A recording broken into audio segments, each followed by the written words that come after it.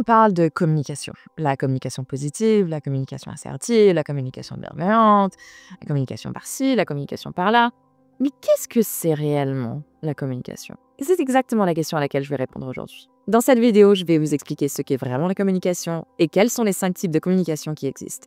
Mais surtout, comment les utiliser pour être plus confiant et confiante, plus persuasif et plus efficace dans toutes les situations. Bonjour à tous et à toutes et bienvenue sur ma chaîne YouTube. Je suis Laetitia Restar et je suis coach en communication et en prise de parole en public. Et si je vous disais que votre manière de communiquer pouvait faire la différence entre décrocher le job de vos rêves ou rester coincé dans un poste que vous détestez? Entre créer des relations profondes et sincères ou vous sentir constamment compris? Entre être un leader et une leaduse inspirante ou être ignoré en réunion? Maîtriser la communication, c'est pas juste un soft skill, c'est la compétence à maîtriser. La communication est tout autour de nous. Une bonne communication, c'est la différence entre une vie médiocre et une vie épanouissante. Des relations bof et des relations riches. Ça détermine votre capacité à interagir et à connecter avec les gens, à négocier, à convaincre, et l'impact que vous avez, aussi bien dans votre vie personnelle que dans votre vie professionnelle. Alors, j'ai une question pour vous. Quelle est votre plus grande difficulté en communication? Dites-le moi en commentaire, et je pourrai y répondre dans une prochaine vidéo. Restez bien jusqu'à la fin de cette vidéo, parce que le dernier type de communication est probablement le plus important pour créer des relations profondes et durables. Commençons par le commencement. Qu'est-ce que la communication? La communication est un nom féminin. La communication est généralement définie comme la transmission ou l'échange d'informations par la parole, l'écriture ou tout autre support entre deux personnes minimum. Le fait de transmettre ou partager avec succès des idées ou des émotions. Et le contact social. La communication existe sous 5 formes que nous allons voir ensemble dans cette vidéo. Pour devenir des bons communicants, la toute première étape, c'est de comprendre les différentes manières dont on communique. Chacune de ces formes a ses forces, ses limites et ses contextes d'utilisation idéaux. La clé, c'est de savoir les reconnaître, quand les utiliser et comment. Commençons donc par la forme la plus connue, la communication verbale, le pouvoir des mots. La communication verbale, c'est ce à quoi la majorité des gens pensent quand on parle de communication. Vous l'avez deviné, la communication verbale, c'est la parole, la manière dont on exprime nos pensées à travers les conversations, les discours ou les échanges. Cela inclut les conversations en tête-à-tête, les discussions de groupe, la radio, la télé, les appels téléphoniques, les présentations et les prises de parole en public. La communication verbale se maîtrise à travers 3 axes. Le ton, l'intonation, autrement dit la musicalité de votre voix, la manière dont elle monte et descend quand vous parlez et ce qu'elle transmet comme émotion. Le rythme, la vitesse à laquelle vous parlez ou les pauses que vous choisissez de faire. Et le volume, l'intensité avec laquelle vous vous exprimez, fort ou doucement pour créer plus d'intimité. Un excellent exemple de quelqu'un qui maîtrise parfaitement la communication verbale, c'est Dr. Martin Luther King, parmi tant d'autres évidemment. Ses discours n'étaient pas seulement impactants par leur contenu et le vocabulaire qu'il choisissait d'utiliser, mais aussi sur sa manière de dire les choses, son ton, son rythme, ses silences. Ça le rendait incroyablement captivant. La clé de la communication verbale, c'est la clarté, le ton et la manière de délivrer votre message. C'est pas juste ce que vous dites, c'est comment vous le dites. Il y a 2 manières de progresser, en travaillant la structure et la dextérité. Structurez votre discours pour qu'il soit facile à suivre et à comprendre pour votre auditoire. On aime la structure, elle nous rassure. C'est comme une bouée au milieu de l'océan pour les auditeurs. La dextérité, c'est le vocabulaire que vous utilisez. Plus vous en l'avez, plus vous pouvez vous exprimer avec précision, et donc plus vous serez éloquent et éloquente. Dites-moi en commentaire si vous souhaitez une vidéo entière dédiée à ces 2 méthodes, structurer ces idées ou travailler son éloquence. Un cadre simple pour évaluer la qualité de votre communication verbale, c'est d'y appliquer l'acronyme des 3 C, clair, concis et captivant. Si votre message et votre façon de vous exprimer remplissent ces 3 critères, vous serez bien plus efficace que la plupart des gens qui vous entourent dans votre communication verbale. La communication non verbale, ce que vous dites sans les mots. Des études suggèrent que jusqu'à 70% de la communication est non verbale. Une raison de plus pour savoir ce que c'est et comment la maîtriser, n'est-ce pas? On vient de voir ensemble la communication verbale, c'est-à-dire ce que vous dites. La communication non verbale, de son côté, c'est tout ce que fait votre corps quand vous communiquez. Tout sauf la voix. Vos expressions du visage, votre posture, le regard et même le silence jouent un rôle immense dans la manière dont on vous perçoit. Simplement dit, la communication non verbale, c'est ce que vous faites avec votre corps. Par exemple, si vous êtes en entretien d'embauche et que vos mots sont confiants, mais que vous êtes avachi, que vous évitez le regard de l'autre et que vous bougez dans tous les sens, votre corps raconte une toute autre histoire que vos mots. Et ça va faire hésiter les recruteurs. Dois-je me fier à ce qu'il dit ou à ce qu'il montre? Comme je l'ai dit précédemment, la communication non verbale représente entre 50 à 70% de notre communication, selon les contextes. Et c'est pour ça qu'il est crucial de la maîtriser. On est des animaux visuels. On fait davantage confiance à ce qu'on voit qu'à ce qu'on entend. Ce recruteur, dans l'histoire plutôt, il fera davantage confiance à votre langage corporel qu'à vos mots. peut-être sans même s'en rendre compte. Le langage du corps parle très fort pour notre cerveau. Alors ne le laissez pas vous desservir. Maîtrisez votre langage corporel. Imaginez la communication non verbale comme un iceberg. Les mots, c'est ce que vous dites. C'est juste la partie submergée. Mais tout ce qu'il y a en dessous, votre posture, votre regard, vos gestes, porte le poids réel de votre message. C'est ce qui fait la différence entre un leader timide et un leader charismatique.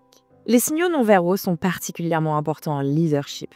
Les leaders puissants ne se précipitent pas dans leurs mouvements. Ils contrôlent leur espace, ils marquent des silences, ils maintiennent le regard, ils ont une bonne posture. Observez quelqu'un que vous considérez comme un bon communicant autour de vous et regardez comment il ou elle bouge. Pourquoi ne pas vous en inspirer? Essayez de limiter juste quelques secondes. Qu'est-ce que ça fait?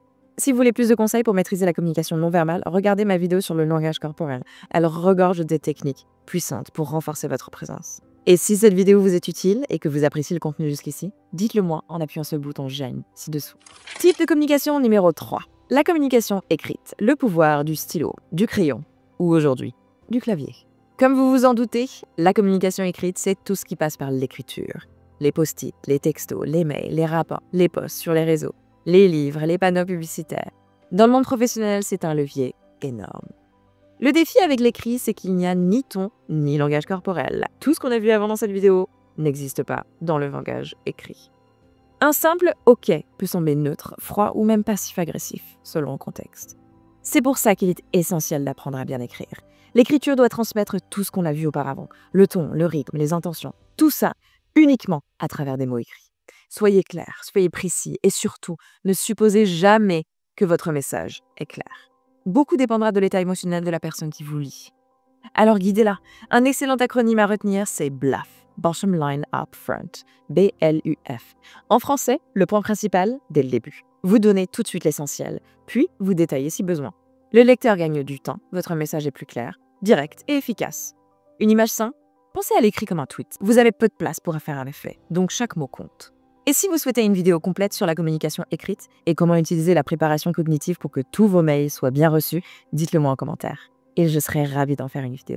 Numéro 4 sur notre liste des types de communication, la communication visuelle. La communication visuelle, c'est celle qui passe par des images, des schémas, des symboles, des vidéos. Instagram, des images. Panneaux publicitaires, des images. Les marques qui vous attirent, des images. Regardez un TED Talk. Les meilleurs intervenants n'utilisent pas que du texte. Ils utilisent des visuels forts pour appuyer leurs idées. Prenons Apple. Quand ils sortent un nouveau produit, ils ne listent pas simplement les fonctionnalités. Ils utilisent des visuels puissants pour vous faire ressentir quelque chose. Vous n'achetez pas le produit, vous achetez l'émotion qu'ils vous font ressentir. Vous avez déjà entendu l'expression « une image vaut 1000 mots » ? Eh bien les amis, voici quelques faits amusants sur le pouvoir des images. Les images sont tellement plus puissantes pour notre cerveau. Le cerveau traite les images 60 000 fois plus vite que le texte. Ce qui signifie en gros que notre cerveau voit les images comme une fusée et lit les mots comme une bicyclette. Ainsi, si vous imaginez une image qui défile à une seconde, la lecture de la même quantité d'informations en un mot prendrait 16 heures. Les images favorisent la mémorisation. Les gens se souviennent à 80% de ce qu'ils voient, 20% de ce qu'ils lisent et 10% de ce qu'ils entendent. C'est l'une des raisons pour lesquelles les gens aiment écrire les choses pour s'en souvenir.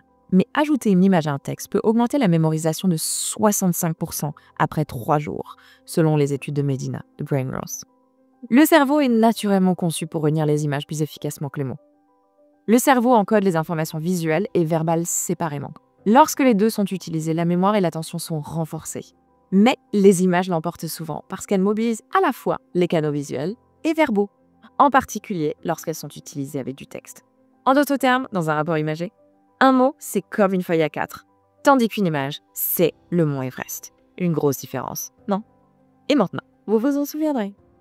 Si vous souhaitez utiliser la communication visuelle de manière efficace, posez-vous la question suivante. Est-ce que cette image ou ce graphique apporte une valeur ajoutée à mon message ou est-ce que c'est juste de la déco? Est-ce que j'ajoute quelque chose ou est-ce que je me contente de me répéter? Et pour utiliser pleinement le pouvoir des images, si vous êtes arrivé jusqu'ici, commentez l'emoji qui apparaît à l'écran dans les commentaires ci-dessous. Enfin, voici notre 5e type de communication, l'écoute. La communication par l'écoute, la compétence la plus sous-estimée en communication. La plupart des gens, malheureusement, écoutent pour répondre, pas pour comprendre. Or, l'écoute est une des formes de communication les plus puissantes, notamment pour créer des relations réelles. S'il y avait une chose que vous vouliez améliorer en premier lieu pour devenir des meilleurs communicateurs, ce serait celle-ci. Écoutez. L'écoute active ne consiste pas seulement à rester silencieux lorsqu'on parle ou à essayer de faire bouger ses oreilles.